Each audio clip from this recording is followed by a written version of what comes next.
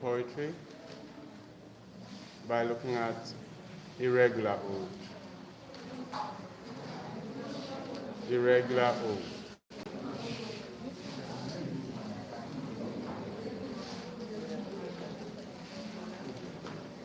Irregular ode. The irregular ode is more popular than the regular ode because of its simplicity in style. The irregular ode, that is IRREGULAR, irregular ode, is more popular compared to the regular ode, apparently because of its simplicity of style. The irregular ode was introduced by Abraham Cowley.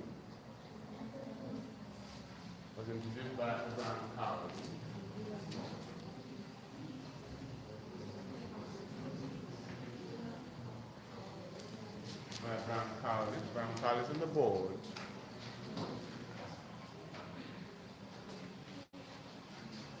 Abraham Cowley actually imitated Pindar, the originator of the Pindaric ode. Abraham Cowley actually imitated Pindar, the originator of the Pindaric ode, but he made some modifications to the Pindaric ode that made it to result in irregular ode. But he made some modification. He allowed each stanza to establish its own rhythm and structures. Cowley allowed each stanza to establish its own rhythm and structures.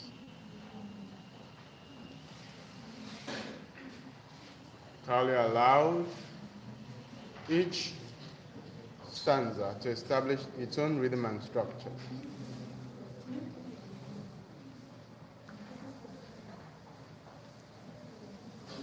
Then we also have the Horatian ode. The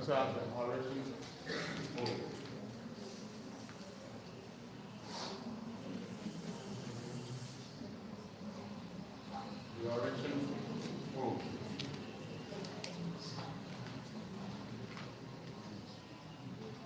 The Horatian ode is named after its Roman originator by name Horace.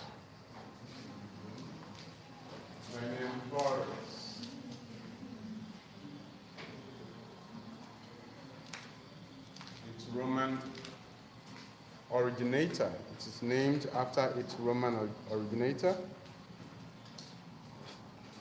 by name Horace. The Horatian ode is calm, meditative, and colloquial. The Horatian ode is calm, meditative, and colloquial.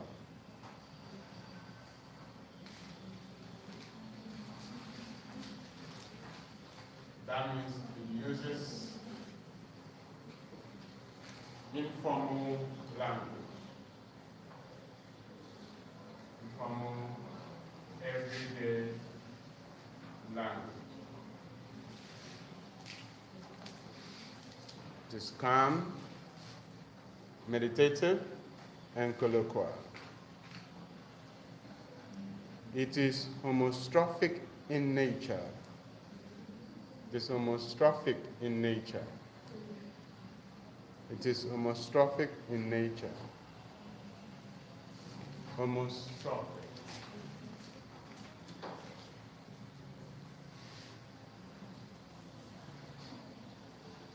It's homostrophic in nature. Homostrophic on the board. Homostrophic is on the board.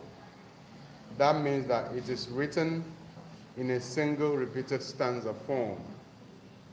It is written in a single repeated stanza form. It is written in a single repeated stanza form. An example of Horatian ode is To Autumn by John Keats. To Autumn by John Keats. You got it right? Autumn. When you're writing the title of a single poem, that includes it in single question mark. Okay? By John Keats.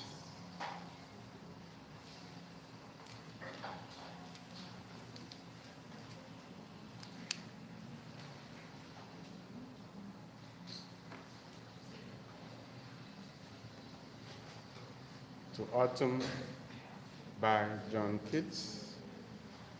Remember that we said that the ode is a poem of celebration, meaning that it is used to celebrate persons, objects, and anything else. So To Autumn then is dedicated to praising the season autumn. That is what the poem is all about. So the title gives its meaning away. It's a meditation on autumn.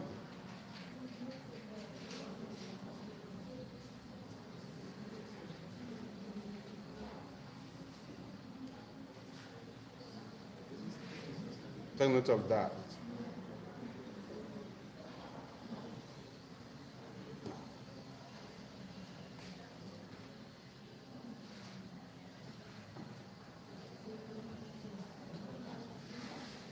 But what you need to understand is the ode,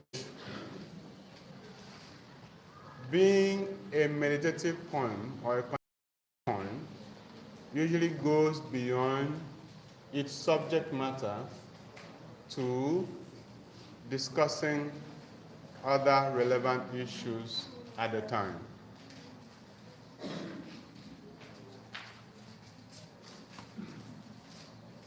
The autumn being, the ode being a meditative poem, contemplative poem, might go beyond its immediate subject matter to discussing other issues about the time, the people, and some of these issues are usually highly philosophical.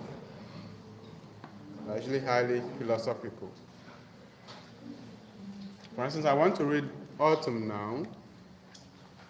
You must have read this, must have come across this poem before. I want to read To Autumn by John Keats, so that you feel the vibes of the poem. It's important for you to know how the poem vibes. Season of mist and mellow fruitfulness, close bosom friend of the maturing sun, conspiring with him how to load and bless, with fruit the vines that round the thatched sun, with fruit the vines that round the thatched eaves run, to bend with apples the most cottage trees, and fill all fruit with ripeness to the core, to swell the gourd and plumb the hazel shell, with a sweet kernel to set budding more, and still more little flowers for the bees. Unto that thing warm days will never cease, the summer has o'erbrained their clammy sails. Who had not seen thee after midnight store, sometimes over 6 abroad may find thee sitting careless on a granary floor, thy hair soft lifted by the waning wind, or on a half-ripped furrow sound asleep, drowsed with the fume of poppies, while thy hook spares the next swat and all its twin flowers. Sometimes like a gleaner thou dost keep, steady thy leaden head across a brook, or by cedar press with patient look, thou watchest the last oozing hours by hours. Where are the songs of spring? Aye, where are they? Think not of them, thou hast thy music too. While bad clouds bloom the soft dying day, and touch the stubble plains with rosy hue, then in a well-full choir the small gnats mourn among the river sallows borne aloft, or sinking as the light wind lives or dies.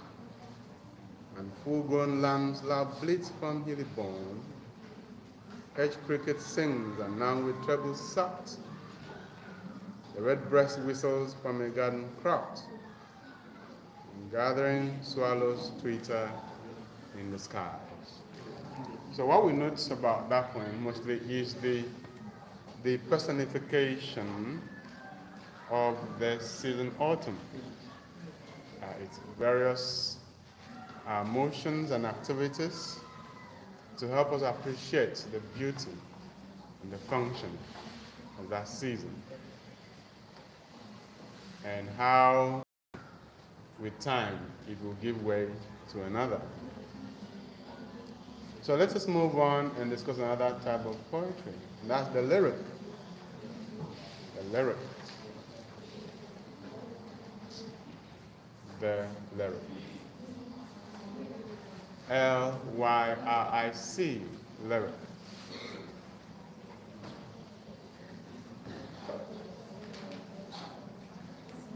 The lyric is a short poem that expresses intense emotion.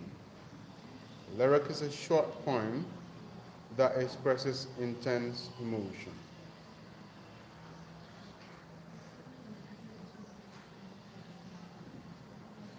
The lyric is usually sung.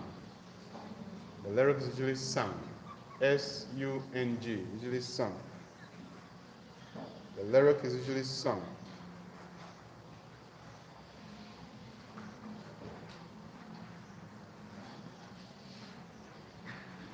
The lyric is usually sung to the music of the lyre. The lyric is usually sung to the music of the lyre.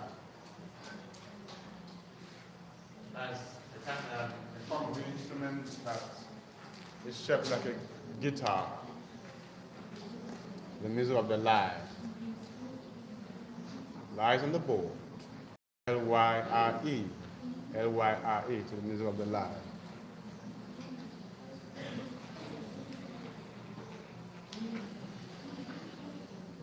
Any poem that expresses intense emotion passes for a lyric. So the lyric is an umbrella name for poems that express intense emotion. For instance, the sonnet is a lyric. The sonnet is lyrical poetry. So you might come across other types of poetry that have the characteristics of the lyric. And so they're all classed as lyrical poems. You need to pay attention. You understand that? Okay, so sonnets and odes can be described as lyrical poetry. Sonnets and odes can be described as lyrical poetry.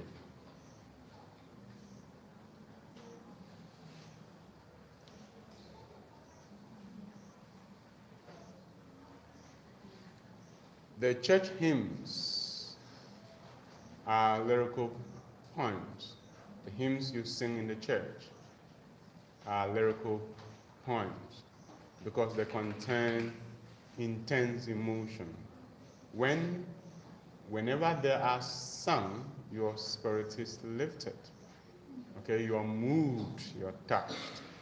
Okay, because the poets carefully selected words and rhythm to affect your emotion.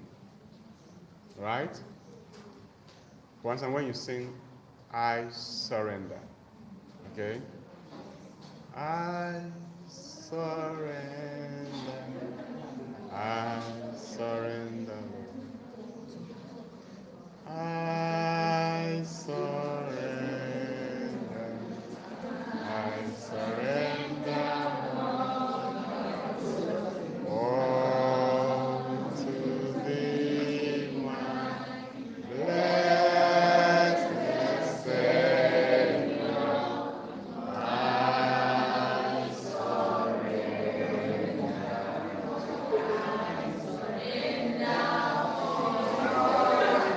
One more time. Ah.